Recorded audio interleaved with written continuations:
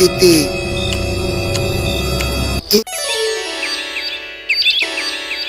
গোপাল এক সফল কৃষক। গ্রামের সবাই জানতো তার পরিশ্রম ও তার নাম।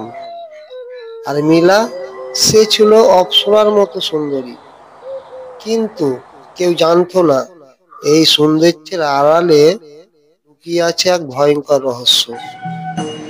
গোপাল ও মিলার মতে বিবাহ হয়। বিয়ের 2 দিন পর একসঙ্গে বসেছিল তারা খাবার খেতে, কিন্তু গোপাল দেখে মিলা অল্প অল্প করে ভাত খাচ্ছে, আর কিছু খাচ্ছে না, না তরকারি না মাংস। তুমি এত কম খাও কেন? তোমার শরীর খারাপ হয়ে যাবে তো। আমার কথা বলছো? আমি এমনিতেই অল্প অল্প খাই, আর দিকে ধ্যান না দিয়ে তুমি চাষে ধ্যান দেও গে। এদিকে গোপালের মনে সন্দেহ হয়, মিলা নিশ্চয়ই গোপনে কিছু খায়।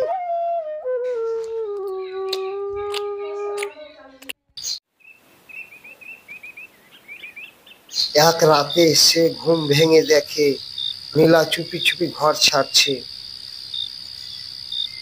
এই রাতে সে কোথায় যাচ্ছে? মিলা জঙ্গলের রাস্তা দিয়ে আস্তে আস্তে হাঁটতে হাঁটতে পৌঁছে গেল সে কবরস্থানে। মাটি খুঁড়ে বের করলো পশুর পচা লাশ, তারপরে সেটিকে শুরু করলো খেতে। এ কি? আমি এটা কি দেখছি? এটা তো মানুষ না, এটা একটা ডাইনি। পালারে বাবা পালা, জান বাঁচা পালা।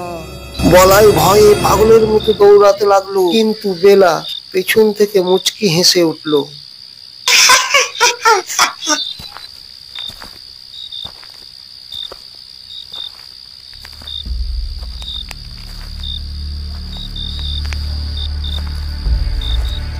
তুমি আমার গোপন রহস্য দেখেছো, দেখো এবার কি করি।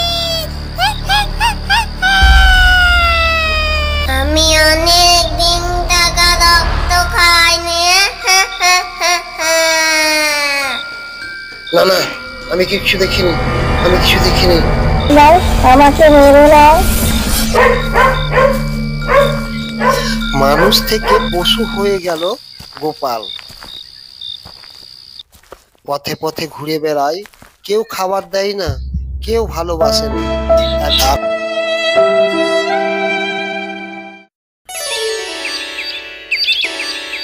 ওই রাস্তা দিয়েই শিলা যাচ্ছিল। এই কুকুরটা তো সব কুকুরের থেকে আলাদা।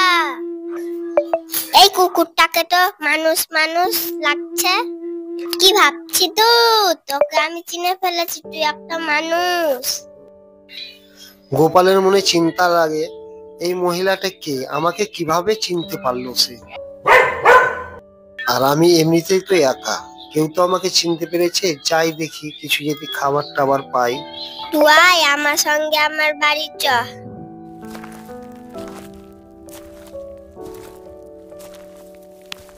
শিলা বুঝতে পারে ও মন্ত্রের সাহায্যে তাকে আবারও মানুষ রূপে পরিণত করে।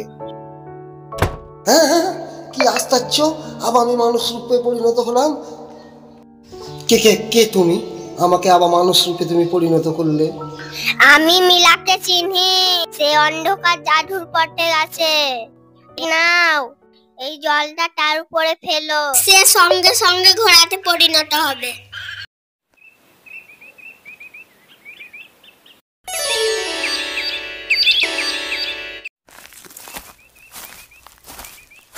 গোপাল শিলার মন্ত্র পড়া জল নিয়ে বাড়ির দিকে রওনা হয়।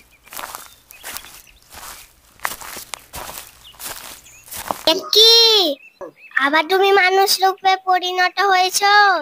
কে করেছে তোমাকে মানুষ? তুমি ভেবেছো তুমি শুধু জাদু মন্ত্র জানো? এই নাও, দেখো এবার তোমার কি হয়। তোমার হাতে ওটা কি? ফেলে দাও, ফেলে দাও, ছেড়ে দাও, এই ছেড়ে নে, দাও। এবার তো ঘোড়া রূপে পরিণত হলো।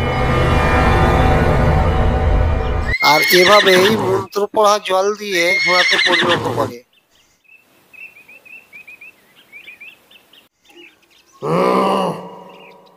অবশেষে আমার মেয়েকে ঘোড়া বানিয়ে দিল।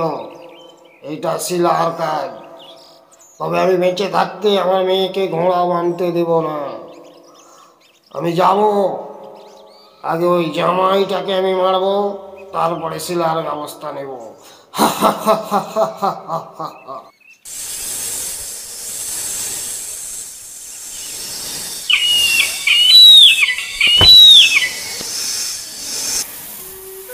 এ কি শিলা, তুমি এখানে এইভাবে? আমি জানতাম ওর বাবা রাতের অন্ধকারে রূপ ধরে তোমাকে মেরে ফেলার ষড়যন্ত্র করবে, তাই আমি আগে টাকায় পাহারা দিচ্ছিলাম।